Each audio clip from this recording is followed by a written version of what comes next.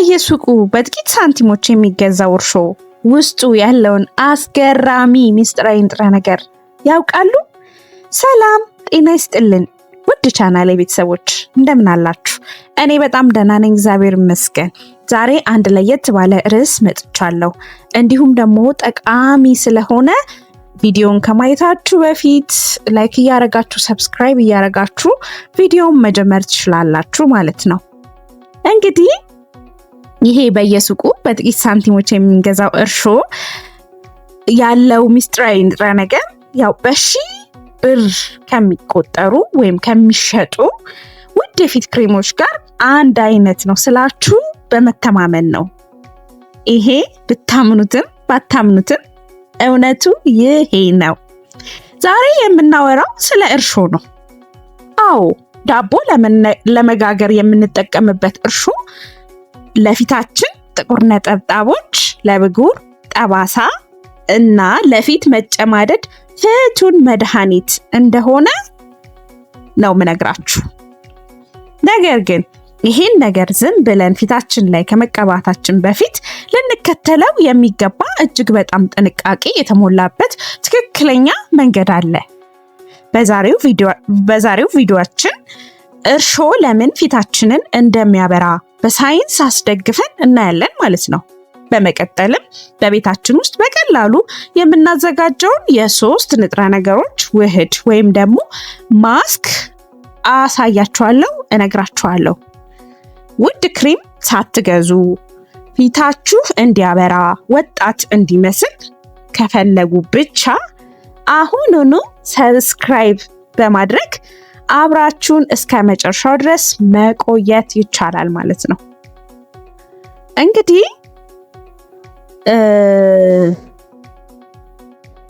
ለመሆኑ ያው የውበት መጠበቂያ ድርጅቶች በእርሾ ላይ ለምን አበዱ ታውቃላችሁ?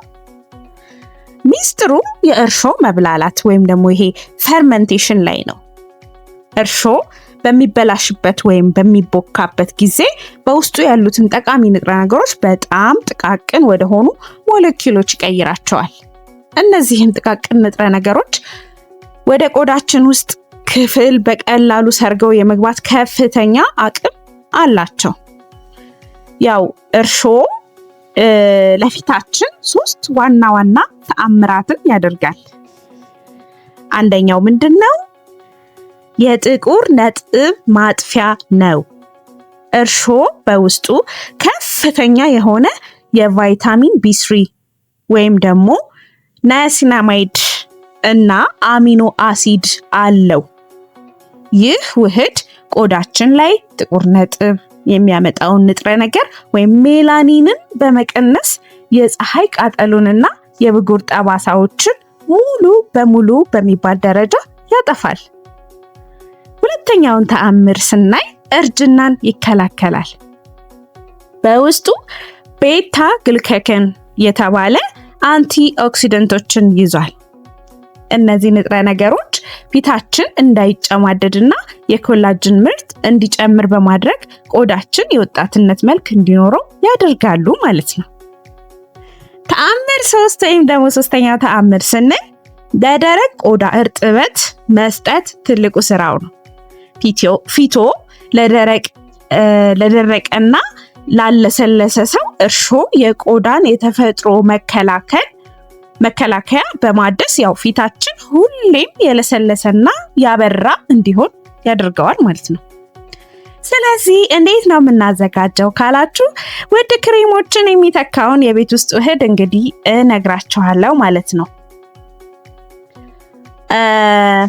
አንደኛ አሁን ደግሞ ጥቁር ነጠብጣብ የሚያጠፋውን ፊትን የሚያጠብቀውን ድንቅ ውህድ እናዘጋጃለን። የሚያስፈልገን ነገሮች ምንድነው? 1 የሾርባ ማንኪያ ደረቅ እርሾ ድራይ አክቲቪስት የምንለው ማለት ነው። ሌላው 1 የሾርባ ማንኪያ ለብ ያለ ውሃ ወይም ደግሞ ለብ ያለ አረንጓዴ ሻይ ይሄ ግሪን ቲ የምንለው ማለት ነው። ምክንያቱም አረንጓዴ ሻይ መጨማደድን ለመከላከል ተጨማሪ አቅም ፓወር አለው። ወይ 1 የሾርባ ማንኪያ ለብ ያለ ውሃ ወይ 1 የሾርባ ማንኪያ ግሪን ቲ። ሌላው ደግሞ 1 የሻይ ማንኪያ ንጹህ ማር ለፊታችን ተፈጥሯዊ እርጥበትን ስለሚሰጥ ማለት ነው። ስለዚህ በመጀመሪያ እርሾውን ለብ ያለውን ወይም ውሃ በሳህን ውስጥ እናቀላቅለዋለን።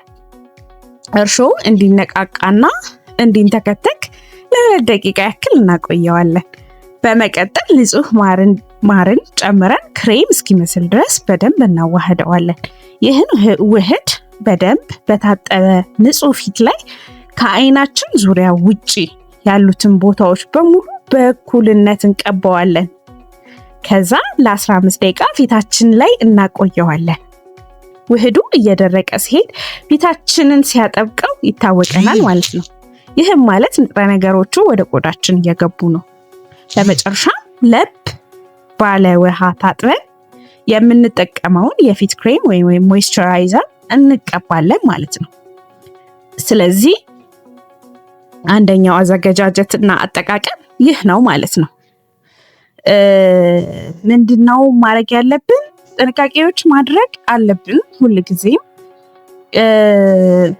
ደም ባንድ የምንለው ወይም ጥንቃቄ ማድረግ ያለብን መጀመሪያ እጃችን ላይ መሞከር ያስፈልጋል። ፓች ቴስት የሚባለው ነገር ያስፈልጋል። እርሾ ያው ህያው ፈንገስ በመሆኑ ለአንዳንድ ሰዎች ቆዳ ላይ ስማማ ይችላል። ስለዚህ ፊታችሁ ላይ ከመቀባታችሁ በፊት ከጆሮአችሁ በታች ወይም በእጃችሁ ላይ ጥቂት ቀብታችሁ ለ15 ደቂቃ በመጠበቅ ማሳከክ ወይም መቅላት አለመኖርን ማረጋገጥ ያስፈልጋል። አለርጂ እንዳትሆኑ ማለት ነው። ሁለተኛው ምንድነው? ማብዛት አያስፈልግም፣ አታብዙት ነው የሚለው። ይህን ውህድ በሳምንት ከ1 ወይም ከ2 ጊዜ በላይ መጠቀም የለብንም። ዋናው ነገር ውበት በሂደት እንደሚመጣ ማወቅ ነው። በአንድ ሌሊት ተአምር ባይመጣም ለ3 እና ለ4 ሳምንታት በቅንነት ከተጠቀሙት የፊታችን ጥቁር ነጠብጣቦች ሲጠፋና ፊታችን ልስልስ ሲል በእርግጠኝነት እናየዋለን ማለት ነው። ስለዚህ በትዕግስት መጠበቅ ያስፈልጋል። ማብዛት አያስፈልግም። በሳምንት አንዴ ማክሲመም ደግሞ 2 ጊዜ ብቻ ማድረግ ነው ማለት ነው። ሌላው ምንድነው ያለኝ መልእክት? ይህንን ተፈጥሯዊ መንገድ በቤታችን መሞከር ይቻላል። ትሞክሩታላችሁ ወይንስ ደግሞ ምንድነው የሚሻላችሁ? ክሬም መግዛት ትመርጣላችሁ? ያው ሀሳባችሁን ኮሜንት ላይ አስቀምጡልኝ። የዛሬው ቪዲዮ ጠቃሚ ሆኖ ካገኛችሁት ላይክ ማድረጉን እንዳትረሱ። ለወዳጅ ዘመዶቻችሁ ደግሞ ሼር አድርጉት።